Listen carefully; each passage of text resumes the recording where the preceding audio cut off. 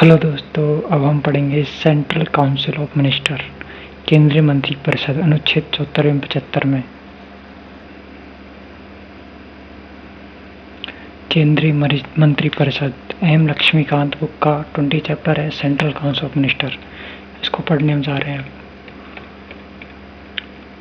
भारत के संविधान में सरकार की संसदीय व्यवस्था ब्रिटिश मॉडल पर आधारित है। हमारी राजनीतिक और प्रशासनिक व्यवस्था की मुख्य कार्यकारी अधिकारी मंत्रिपरिषद होती है, जिसका नेतृत्व प्रधानमंत्री करता है। संविधान में संसदीय व्यवस्था के सिद्धांत विस्तार से नहीं लिए गए हैं, परंतु दो अनुच्छेदों 74 और 75 में इसके बारे में संक्षिप्त और सामान्य वर्णन है। अनुच्छेद 74 मंत्रिपरिषद से संबंधित है, जबकि अनुच्छेद 75 मंत्रियों की नियुक्ति, कार्यकाल, उत्तरदायित्व, अर्हताओं, शपथ एवं वेतन और भत्तों से संबंधित है। संवैधानिक प्रावधान। अनुच्छेद 74 राष्ट्रपति को सहायता एवं परामर्श और सलाह देने के लिए मंत्रिपरिषद। राष्ट्रपति को सहायता और सलाह देने के लिए मंत्रिपरिषद होगी, जिसका प्रधान प्रधानमंत्री होगा। राष्ट्रपति मंत्रिपरिषद के परामर्श अनुसार ही कार्य करेगा। तथापि यदि राष्ट्रपति चाहे तो वह एक बार मंत्रिपरिषद से पुनर्विचार के लिए कह सकता है, लेकिन मंत्रिपरिषद दोबारा भेजने पर राष्ट्रपति उसकी सलाह एवं अनुसार कार्य करेगा। मंत्रियों द्वारा राष्ट्रपति को दी गई सलाह की जांच किसी न्यायालय द्वारा नहीं की जा सकती। अनुच्छेद 77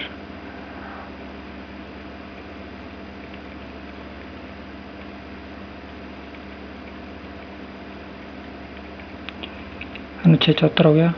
मंत्री द्वारा राष्ट्रपति को दी गई सलाह जांच किसी न्यायालय द्वारा नहीं की जा सकती। अनुच्छेद 75 मंत्रियों के बारे में अन्य ओपन। प्रधानमंत्री की नियुक्ति राष्ट्रपति करेगा तथा अन्य मंत्रियों की नियुक्ति में राष्ट्रपति प्रधानमंत्री की सलाह पर करेगा। प्रधानमंत्री सहित मंत्रिपरिषद के सदस्यों की कुल संख्या लोकसभा की कुल संख्या के 15% से अधिक नहीं होगी। इस उपबंध का समावेश 91वें संविधान संशोधन विधेयक 2003 द्वारा किया गया है। संसद के किसी भी सदन का किसी भी राजनीतिक दल का सदस्य यदि दल के आधार पर संसद की सदस्यता के अयोग्य घोषित कर दिया जाएगा तो ऐसा सदस्य मंत्री पद के लिए भी अयोग्य होगा। मंत्री राष्ट्रपति के प्रसाद पर्यंत पद धारण करेगा। मंत्रिपरिषद लोकसभा के प्रति सामूहिक रूप से उत्तरदायी होगा। राष्ट्रपति मंत्री को पद एवं गोपनीयता की शपथ दिलाएगा। कोई मंत्री जो निरंतर 6 मास की किसी अवधि तक संसद के किसी सदन का सदस्य नहीं है, उस अवधि की समाप्ति पर मंत्री नहीं रहेगा। मंत्रियों के वेतन एवं भत्ते संसद द्वारा निर्धारित किए जाएंगे। पेज 20.2 अनुच्छेद 77 भारत सरकार द्वारा कार्यवाहियों का संचालन। तो आपने पिछले पेज में क्या पढ़ा? केंद्रीय मंत्रिपरिषद सेंट्रल काउंसिल ऑफ मिनिस्टर के अंदर अनुच्छेद 74 एवं 75 जो पेज नंबर केंद्रीय मंत्रिपरिषद का चैप्टर है 20, उसमें पहले पेज पर ये दोनों दिए गए इनके बारे में। अनुच्छेद 74 में क्या लिखा हुआ है? राष्ट्रपति को सहायता एवं परामर्श और सलाह देने के लिए मंत्रिपरिषद होगी, जिसका प्रधानमंत्री होगा। ये इसकी मेन बात है।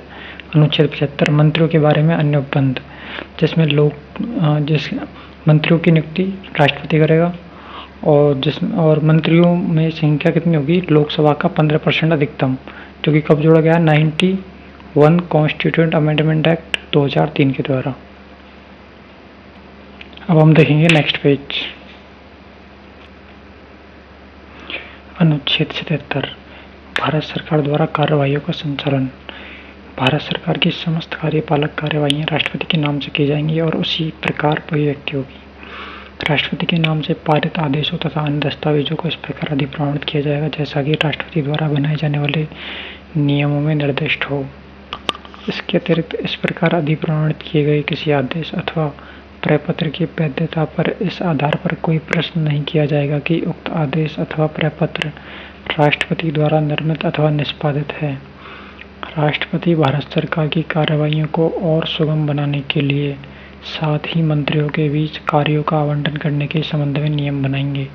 तो ये है अनुच्छेद 77 के अंदर भारत सरकार द्वारा कार्यवाहियों का संचालन।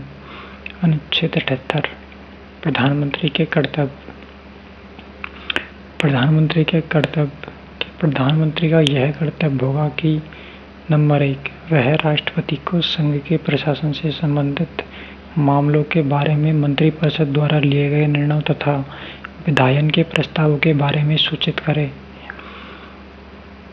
नंबर 2 संघ के प्रशासन आदि के संबंधित मामलों तथा प्रस्तावित विधायनों के बारे में राष्ट्रपति द्वारा मांगी गई सूचनाएं प्रेषित करें। नंबर 3, यदि राष्ट्रपति चाहे तो किसी ऐसे मामले पर जिसमें कि किसी मंत्री द्वारा निर्णय लिया जा चुका है लेकिन जिस पर मंत्रिपरिषद ने विचार नहीं किया है, उसे मंत्रिपरिषद के विचारार्थ भेज दे।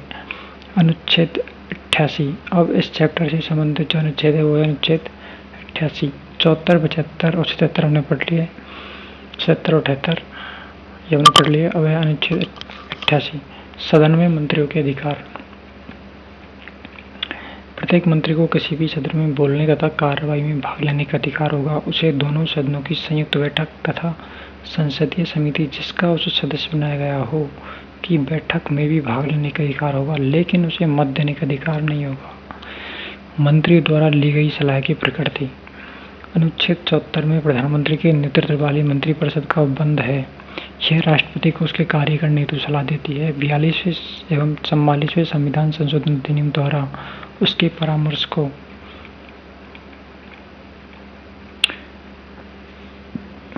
राष्ट्रपति के लिए बाध्यकारी बना दिया गया है।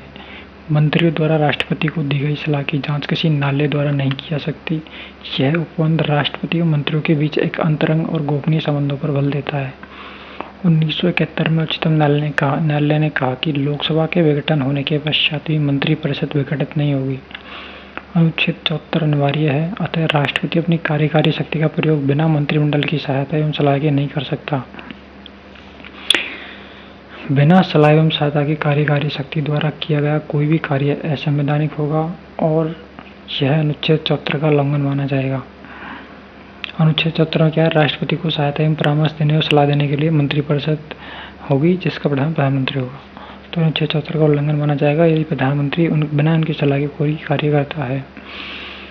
हम पुनः 1974 में न्यायालय ने कहा जब भी संविधान को राष्ट्रपति की संतुष्टि की आवश्यकता होगी, जब भी संविधान को राष्ट्रपति की संतुष्टि की आवश्यकता, यह संतुष्टि राष्ट्रपति की व्यक्तिगत संतुष्टि नहीं होकर मंत्रिपरिषद की संतुष्टि होगी जिसकी सलाह और सहायता पर राष्ट्रपति अपनी शक्ति का प्रयोग कार्य करता है। मंत्रियों की नियुक्ति। प्रधानमंत्री की नियुक्ति राष्ट्रपति करता है और प्रधानमंत्री की सलाह पर अन्य मंत्रियों की नियुक्ति करता है। इसका अर्थ है राष्ट्रपति केवल उन्हीं व्यक्तियों को मंत्री नियुक्त कर सकता है जिनकी सिफारिश प्रधानमंत्री करता है।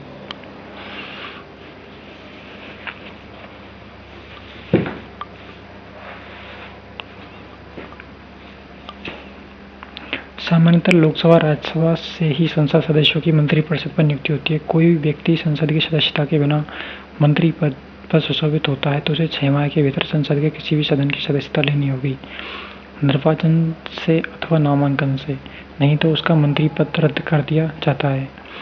एक मंत्री को जो संसद के किसी एक सदन का सदस्य है दूसरे सदन की कार्यवाही में भाग लेने और बोलने का अधिकार है, परंतु वह उसी सदन में मत दे सकता है जिसका कि वह सदस्य है। मंत्रियों द्वारा ली जाने वाली शपथ एवं उनका वेतन। मंत्री पद ग्रहण करने से पूर्व राष्ट्रपति उसे पद एवं गोपनीयता की शपथ दिलाता है। अपनी शपथ में वह कहता है कि भारत के संविधान में सच्ची श्रद्धा और निष्ठा रखूंगा, भारत की अखंडता और संप्रभुता को अक्षुण्ण रखूंगा, अपने कर्तव्यों का श्रद्धापूर्वक और शुद्ध अंतःकरण से निर्वहन करूंगा, भय या पक्षपात, अनुराग या द्वेष के बिना सभी प्रकार के लोगों के प्रति संविधान और विधि अनुसार न्याय करूंगा। तो ये है दूसरा पेज जिसके अंदर अपन ने पढ़ा अनुच्छेद 77, 78,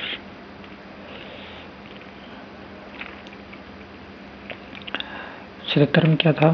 भारत सरकार द्वारा कार्रवाई को संचालन। 78 में था प्रधानमंत्री के कर्तव्य। 88 में था सदन में मंत्रियों के अधिकार और मंत्रियों की सलाह की प्रकृति। इसके बाद मंत्रियों की नियुक्ति, मंत्रियों द्वारा ली जाने वाली शपथ एवं उनका वेतन। ये तो हो गई शपथ। अब पढ़ेंगे अपन वेतन आदि के बारे में।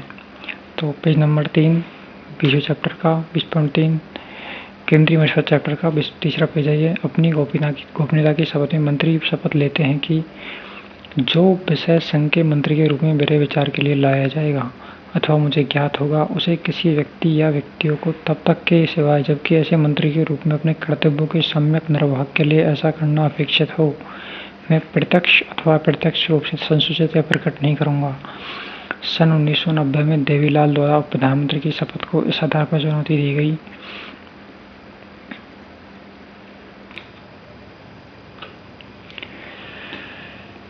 तो अपनी गोपनीयता की शपथ में मंत्री शपथ लेते हैं कि जो विषय संघ के मंत्री के रूप में मेरे विचार में लाया जाएगा अथवा मुझे ज्ञात होगा कि उसे किसी व्यक्ति या व्यक्तियों को तब तक के सिवाय जबकि ऐसे मंत्री के रूप में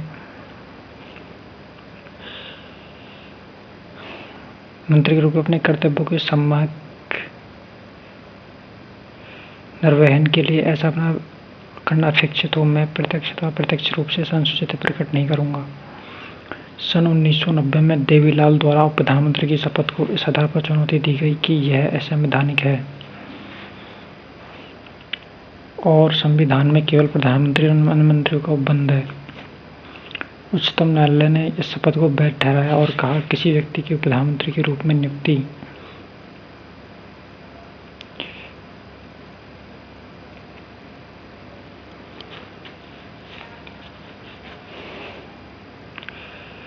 सन 1990 में देवीलाल द्वारा उप प्रधानमंत्री की शपथ को इस आधार पर चुनौती दी गई कि यह असंवैधानिक है। क्यों असंवैधानिक है? और संविधान में केवल प्रधानमंत्री और मंत्रियों का उपबंध है। उच्चतम न्यायालय ने इस शपथ को वैध ठहराया, कहा किसी व्यक्ति की प्रधानमंत्री के रूप में नियुक्ति केवल व्याख्यात्मक है और ऐसी व्याख्या से प्रधानमंत्री की कोई शक्ति प्रदान नहीं करती। इसमें कहा गया कि किसी मंत्री की प्रधानमंत्री अथवा अन्य किसी प्रकार के मंत्री से राज्य मंत्री या उप मंत्री के रूप में व्याख्या जो कि संविधान में वर्णित नहीं है उसके द्वारा ली गई शपथ को अवैध घोषित नहीं करती यदि उसके द्वारा ली गई शपथ का वास्तविक भाग सही है। मंत्रियों के वेतन एवं भत्ते संसद समय समय पर निर्धारित करती है। एक मंत्री एक संसद सदस्य को दिए जाने वाले वेतन एवं भत्ते प्राप्त करता है। इसके अतिरिक्त व्यय विषय भत्ते जिसके पद के अनुसार मुफ्त आवास, यात्रा भत्ता, स्वास्थ्य सुविधा आदि प्राप्त करता है। सन 2001 में प्रधानमंत्री का व्यय विषय भत्ता बढ़ाकर 1500 से 3000 रुपये प्रति माह, केंद्रीय मंत्री के लिए 1000 से 2000 रुपये प्रति माह, राज्य मंत्री के लिए 500 से 1000 तथा उप मंत्री के लिए 300 से 600 रुपये प्रति माह कर दिया गया है। मंत्रियों के उत्तरदायित्व है। आप साथ में किताब लेके बैठना, अगर यहाँ से आपको लड़ने लगा में थोड़ी प्रॉब्लम आ रही हो तो। मंत्रियों के उत्तरदायित्व। सामूहिक उत्तरदायित्व सरकार की संसदीय व्यवस्था की कार्यप्रणाली तथा मौलिक सिद्धांत उसके सामूहिक उत्तरदायित्व का सिद्धांत है। मंत्रियों के क्या उत्तरदायित्व है? सामूहिक उत्तरदायित्व, ठीक है। अनुच्छेद 75 स्पष्ट रूप से कहता है कि मंत्रिपरिषद लोकसभा के प्रति सामूहिक रूप से उत्तरदायी होगी। इसका अर्थ कि सभी मंत्रियों को उनके सभी कार्यों के लिए लोकसभा के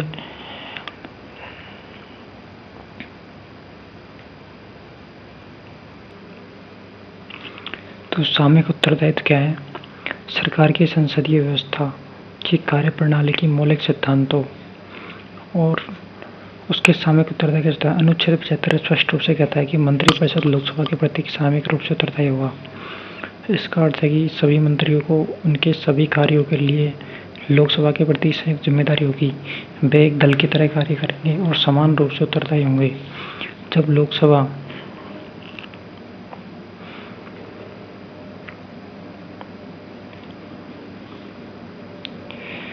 लोकसभा मंत्रिपरिषद के विरुद्ध एक अविश्वास प्रस्ताव पारित करती है तो सभी मंत्रियों को,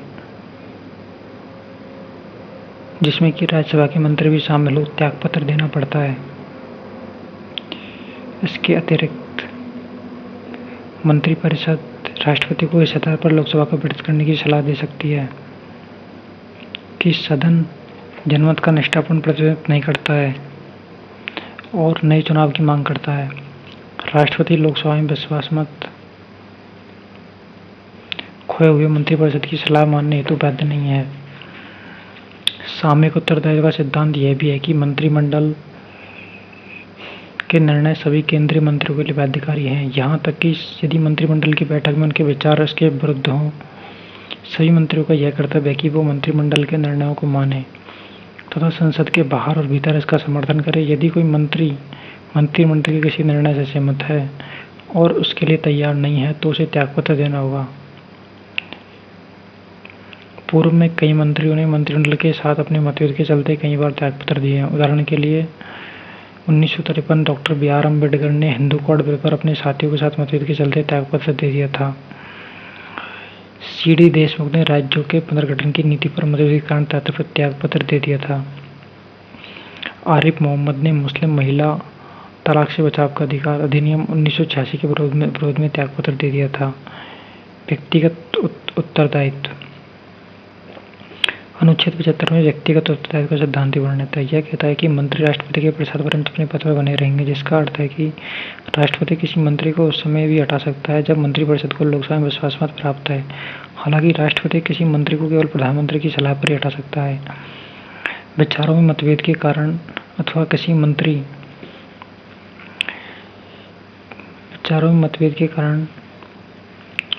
किसी मंत्री के कार्यों से संतुष्ट न होने के कारण प्रधानमंत्री उसे त्यागपत्र देने के लिए कह सकता है अथवा राष्ट्रपति को उसे बर्खास्त करने की सलाह दे सकता है। इस शक्ति का प्रयोग द्वारा प्रधानमंत्री सामूहिक उत्तरदायित्व के नियम की सिद्धि कर सकता है। इस संदर्भ में डॉक्टर बी.आर. अम्बेडकर ने पाया, सामूहिक उत्तरदायित्व केवल प्रधानमंत्री की सहायता से ही प्राप्त किया जा सकता है। इसलिए जब तक हम ऐसे कार्यालय को निर्मित नहीं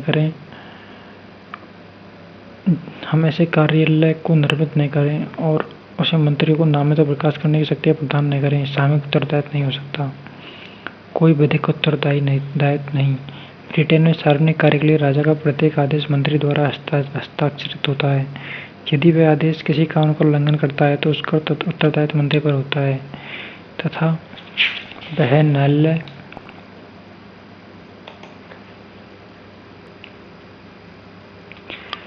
व्यक्तिगत उत्तरदायित्व।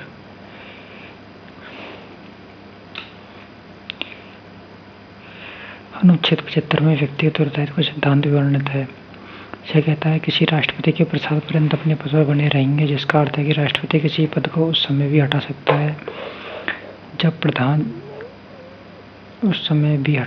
है जब मंत्रिपरिषद को लोकसभा में विश्वास मत प्राप्त है। हालांकि राष्ट्रपति किसी मंत्री को केवल प्रधानमंत्री की सलाह पर हटा सकता है। विचारों मतभेद के कारण अथवा किसी मंत्री को कार्य में संतुष्ट न होने के कारण प्रधानमंत्री उसे त्यागपत्र के लिए कह सकता है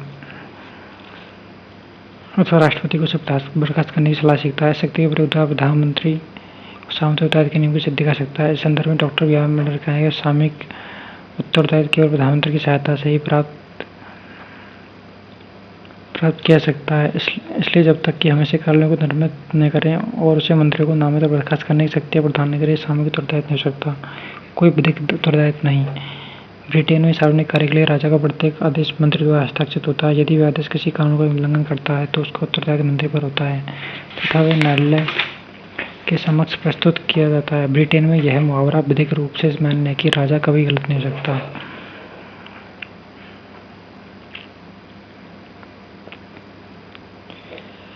अतः उस पर न्यायालय मुकदमा नहीं चलाया जा सकता। दूसरी ओर भारत में संविधान में किसी भी मंत्री के लिए किसी प्रकार की विधिक जिम्मेदारी का कोई उपबंध नहीं है। यह आवश्यक नहीं है कि राष्ट्रपति द्वारा जनहित में जारी किसी आदेश पर कोई मंत्री प्रति हस्ताक्षर करे। यहाँ तक कि मंत्री द्वारा राष्ट्रपति को दी गई किसी सलाह की जांच भी न्यायालय के क्षेत्र से बाहर है। मंत्रिपरिषद की संरचना। मंत्रिपरिषद में मंत्रियों को तीन श्रेणियां होती है: कैबिनेट मंत्री, राज्य मंत्री व उप मंत्री। उनके बीच का अंतर है उनका पदक्रम, वेतन तथा राजनीतिक महत्व। इन सभी मंत्रियों का प्रमुख प्रधानमंत्री है, जो सरकार द्वारा उच्चतम कार्यकारी है। कैबिनेट मंत्रियों के पास केंद्र सरकार के महत्वपूर्ण मंत्रालय जैसे गृह, रक्षा, वित्त, विदेश तथा अन्य मंत्रालय होते हैं। वे कैबिनेट के सदस्य होते हैं और इसकी बैठकों में भाग लेते हैं तथा नीति निर्धारण में महत्वपूर्ण भूमिका निभाते हैं। अतः उनके उत्तरदायित्व की परिधि संपूर्ण केंद्र सरकार पर है। राज्य मंत्रियों को मंत्रालय विभागों का स्वतंत्र प्रभार दिया जा सकता है अथवा उन्हें कैबिनेट मंत्री के साथ सहयोगी बनाया जा सकता है। सहयोग के मामले में उन्हें कैबिनेट मंत्री के मंत्रालय के विभागों को प्रभार दिया जा सकता है अथवा मंत्रालय से संबंधित कोई विशेष कार्य सौंपा जा सकता है। दोनों ही मामलों में वे कैबिनेट मंत्री की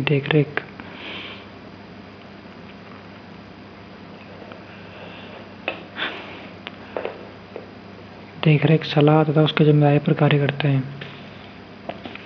स्वतंत्र प्रभार के मामले में वे अपने मंत्रालय का कार्य कैबिनेट मंत्री की तरह ही पूरी शक्ति व स्वतंत्रता से करते हैं। हालांकि वे कैबिनेट के सदस्य नहीं होते तथा उनकी बैठकों में भाग नहीं लेते। वे तब तक बैठक में भाग नहीं लेते जब तक कि उन्हें उनके मंत्रालय से संबंधित किसी कार्य हेतु विशेष रूप से आमंत्रित नहीं किया जाए। इस क्रम में अगला क्रम उपमंत्रियों का है। इन्हें मंत्रालय द्वारा स्वतंत्र प्रभाव दिया जाता है। उन्हें कैबिनेट तथा राज्य मंत्रियों को उनके प्रशासनिक, राजनीतिक और संसदीय कार्यों में सहायता के लिए नियुक्त किया जाता है। वे कैबिनेट के सदस्य नहीं होते अथवा कैबिनेट की बैठक में भाग नहीं लेते हैं। यहाँ यह उल्लेख करना आवश्यक है कि मंत्रियों को एक और श्रेणी भी है जिसे संसदीय सचिव कहा जाता है। वे मंत्रिपरिषद की अंतिम श्रेणी में आते हैं, जिसे मंत्रालय भी कहा जाता है। जिसके पास कोई विभाग नहीं होता, वे वरिष्ठ मंत्रियों के साथ उनके संसदीय कार्यों में सहायता के लिए नियुक्त होते हैं। हालांकि 1967 में राजीव गांधी की सरकार के प्रथम विस्तार को छोड़कर कोई भी संसदीय सचिव नियुक्त नहीं किया गया है। कई बार पर मंत्रिपरिषद में उप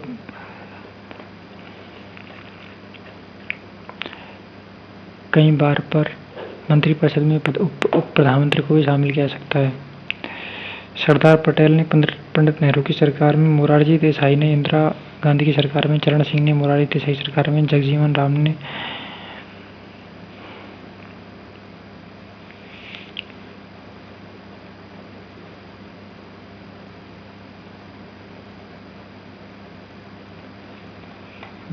राम ने चरण सिंह, ये एक्स्ट्रा जो है वो ओल्ड एडिशन में मैं जो पढ़ रहा हूँ वो नए एडिशन में वो नहीं है, वो मैं पढ़ रहा हूँ, आप पढ़ देख लो। जगजीवन राम ने चरण सिंह की सरकार में, देवीलाल ने बीपी सिंह की सरकार में तथा LK आडवाणी ने अटल बिहारी वाजपेयी की सरकार में उप प्रधानमंत्री के रूप में कार्य किया। उप प्रधानमंत्री मुख्यतः राजनीतिक कारणों से नियुक्त किया जाता है, जो कि इस टाइम नहीं है। उप प्रधानमंत्री कोई पद इस टाइम नहीं है। मंत्रिपरिषद का नाम मंत्रिमंडल। मंत्रिपरिषद तथा मंत्रिमंडल ये दोनों शब्द एक दूसरे के लिए प्रयोग किए जाते हैं, परंतु इनमें एक निश्चित अंतर है। ये एक दूसरे से अपनी संरचना, कार्य, भूमिकाओं के कारण भिन्न है। ये अंतर तालिका 20.1 में दिए गए हैं। मंत्रिमंडल की भूमिका, यह हमारी राजनीतिक प्रशासनिक व्यवस्था में उच्चतम निर्णय लेने वाली संस्था है। ये केंद्र सरकार की मुख्य नीति निर्धारक अंग है। ये केंद्र सरकार की उच्च कार्यकारिणी है। यह केंद्रीय प्रशासन की मुख्य समन्वयक है। यह राष्ट्रपति की सलाहकारी संस्था है तथा इसका परामर्श उस पर बाध्यकारी है। यह मुख्य आपदा प्रबंधक है तथा सभी आपातकालीन स्थितियों से निपटती है। यह सभी बड़े विधायी और वित्तीय मामलों में निपटती है। यह उच्चतम स्तर पर जैसे संवैधानिक अधिकारियों और वरिष्ठ सचिवालय प्रशासकों की नियुक्ति को नियंत्रित करती है। यह विदेश नीति और विदेश मामलों को देखती है। भूमिका का वर्णन। कई प्रसिद्ध राजनीति शास्त्रों एवं संविधान विशेषज्ञों ने कैबिनेट की भूमिका को, विशेष रूप से ब्रिटिश कैबिनेट की भूमिका को व्याख्या की है, जो भारतीय परिप्रेक्ष्य में सही है। इनमें से प्रमुख प्रकार है। रैमजे म्योर ने इसे यह राज्य रूपी जहाज की स्टीयरिंग व्हील बताया है। मंत्रिपरिषद को लोवेल ने कैबिनेट राजनीतिक वास्तु का आधार है। सर जॉन मैरियट, कैबिनेट वह धुरी जिसके चारों ओर पूरी राजनीतिक मशीनरी घूमती है। ग्लैडस्टोन, कैबिनेट सूर्य के समान है जिसके चारों ओर अन्य निकाय भ्रमण करते हैं। बार्कर, कैबिनेट नीतियों का चुंबक है।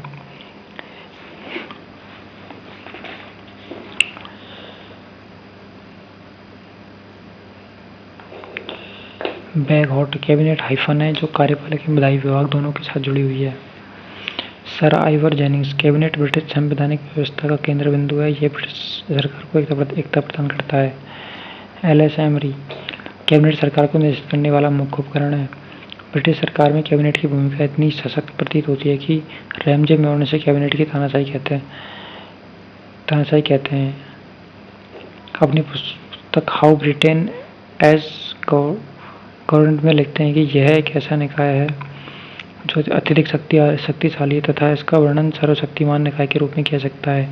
जब भी यह बहुमत द्वारा इस स्थिति को प्राप्त करती है तो यह स्थिति वर्षा द्वारा प्राप्त निरंकुशता जैसी होती है। यह निरंकुशता पिछली 2 पीढ़ियों की तुलना में अधिक पूर्ण है। यह विवरण भारतीय संदर्भ में भी काफी हद तक सही है। हम पढ़ते हैं, ऊपर ये सारणी दी गई है उसको। मंत्रिपरिषद और मंत्रिमंडल में अंतर। तो मंत्रिपरिषद यह एक बड़ा निकाय है जिसमें 60 से 70 मंत्री होते हैं, जबकि मंत्रिमंडल में यह एक लघु निकाय जिसमें 15 से 20 मंत्री होते हैं। मंत्रिपरिषद के अंदर नंबर 2 पे इसमें मंत्रियों की 3 श्रेणियां, कैबिनेट मंत्री, राज्य मंत्री व उप मंत्री होता है। मंत्रिमंडल में केवल कैबिनेट मंत्री शामिल होते हैं, अतः यह मंत्रिपरिषद का एक भाग है। मंत्रिपरिषद 3 नंबर पे, यह सरकारी कार्य हेतु एक साथ बैठक नहीं करती, इसका कोई सामूहिक कार्य नहीं है।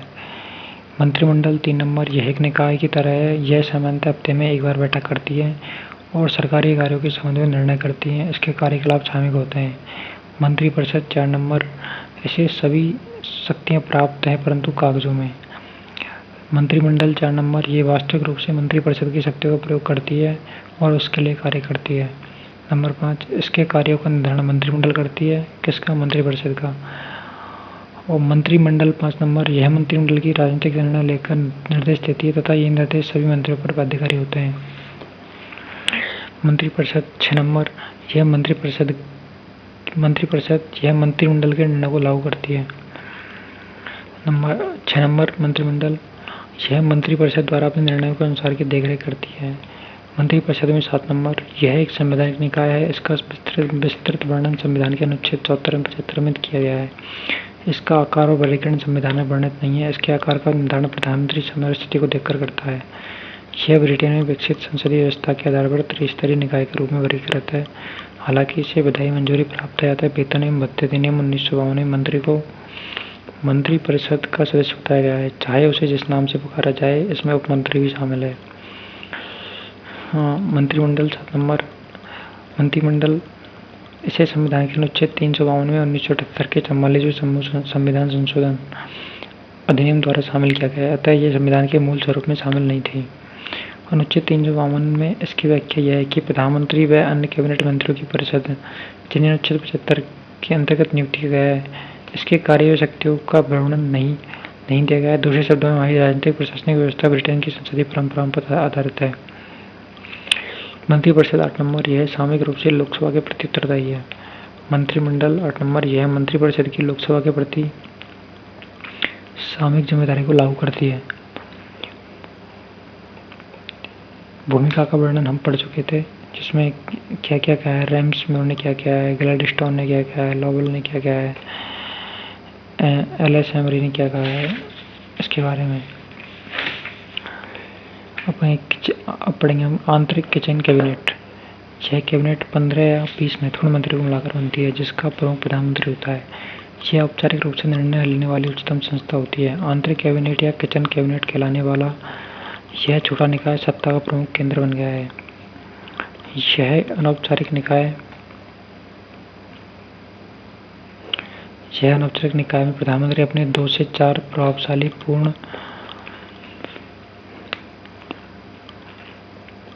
विश्वासी सहयोगी रखता है, जिनसे वह हर समस्या की चर्चा करता है। यह प्रधानमंत्री को महत्वपूर्ण राजनीतिक तथा प्रशासनिक मुद्दों पर सलाह देती है और महत्वपूर्ण निर्णय लेने में सहायता करती है। इसमें न केवल कैबिनेट मंत्री शामिल होते हैं, अपितु उसके बाहर के भी, जैसे प्रधानमंत्री के मित्र व पारिवारिक सदस्य भी शामिल होते हैं। भारत में प्रत्येक प्रधानमंत्री की एक आंतरिक कैबिनेट होती है, एक घेरे के अंदर एक घेरा।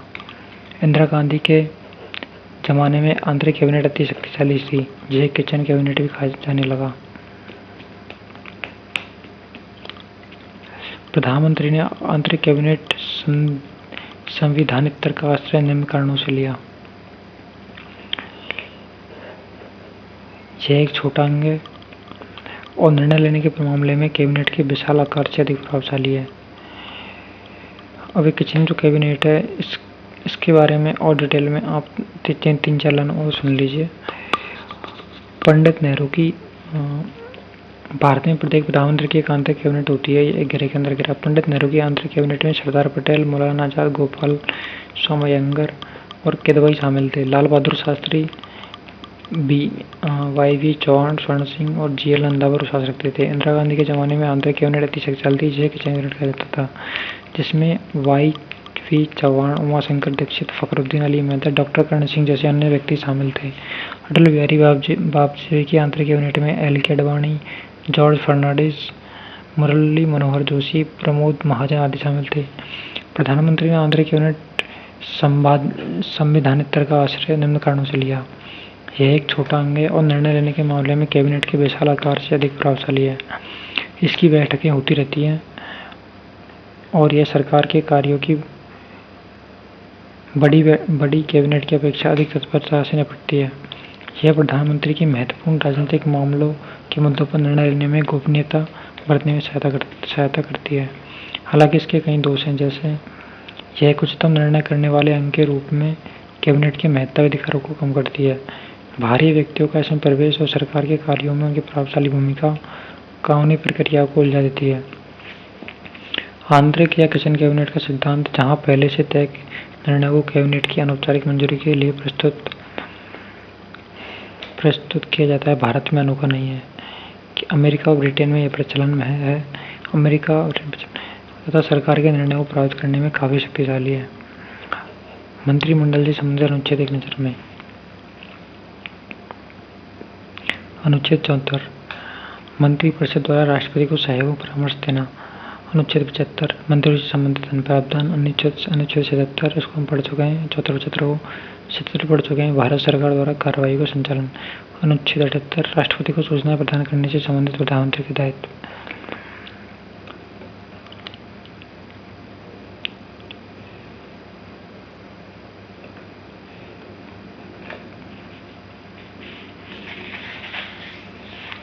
इसके बाद हम नेक्स्ट चैप्टर पढ़ेंगे मंत्रिमंडल समितियां। मंत्रिमंडल समितियों के बारे में हल्का सा जान लेते हैं। कैबिनेट विभिन्न समितियों के माध्यम से कार्य करती है। मंत्रिमंडल समितियों के संदर्भ में निम्न बिंदु द्रष्टव्य हैं।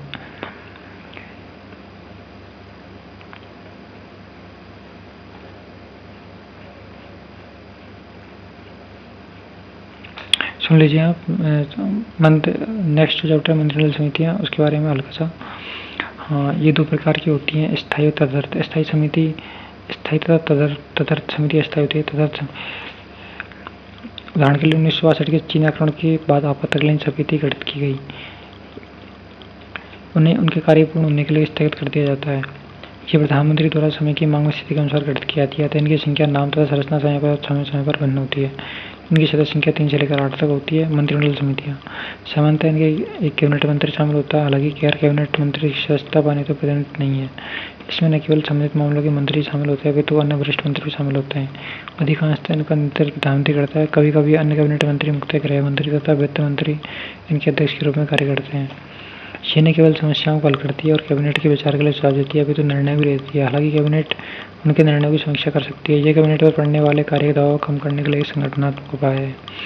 ये नीतिगत मुद्दों पर गहराई से अध्ययन और प्रभावशाली समन्वय दिखाती है। ये कार्यविभाजन और प्रभावी प्रतिनिधित्व के सिद्धांत पर आधारित है।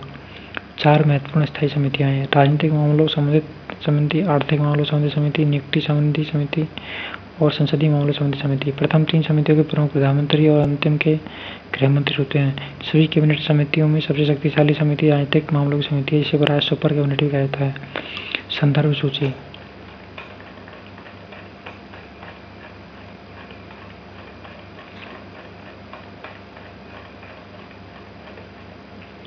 इस अनुच्छेद को 42वें संविधान संशोधन 1970 के द्वारा संशोधित किया गया। इसमें प्रभावी होने पर राष्ट्रपति को अपने कार्यों को वैसे ही संपन्न करेगा जैसा कि मंत्रिपरिषद द्वारा सोचा गया है। 44वें संविधान संशोधन 1978 के में एक अन्य उपबंध जोड़ा गया।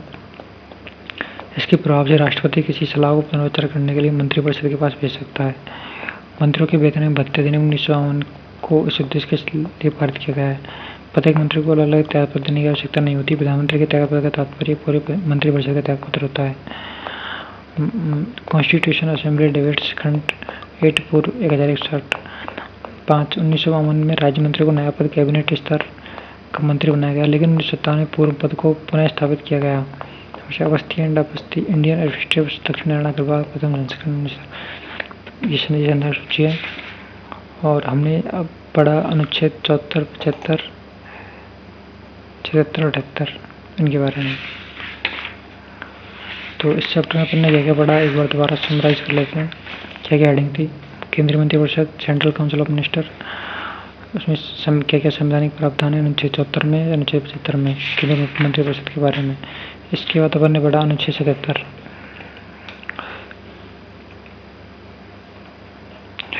अनुच्छेद 77 भारत सरकार द्वारा कार्रवाई को संचालन। अनुच्छेद 78 प्रधानमंत्री के कर्तव्य। मंत्रियों द्वारा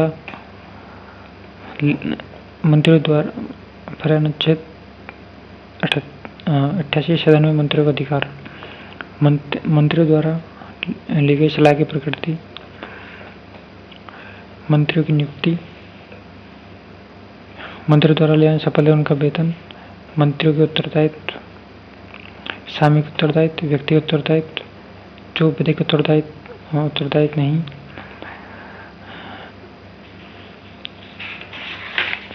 मंत्रिपरिषद की संरचना,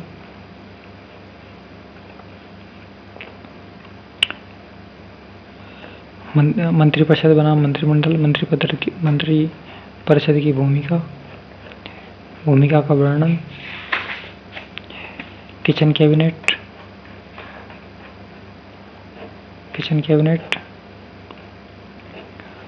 और मंत्रिमंडलीय समितियां मैंने आपको अलग से पढ़ के भी बताई। नेक्स्ट चैप्टर का थोड़ा सा आधार बन गया उससे। ठीक है दोस्तों, thank you. Like, subscribe and comment your suggestions.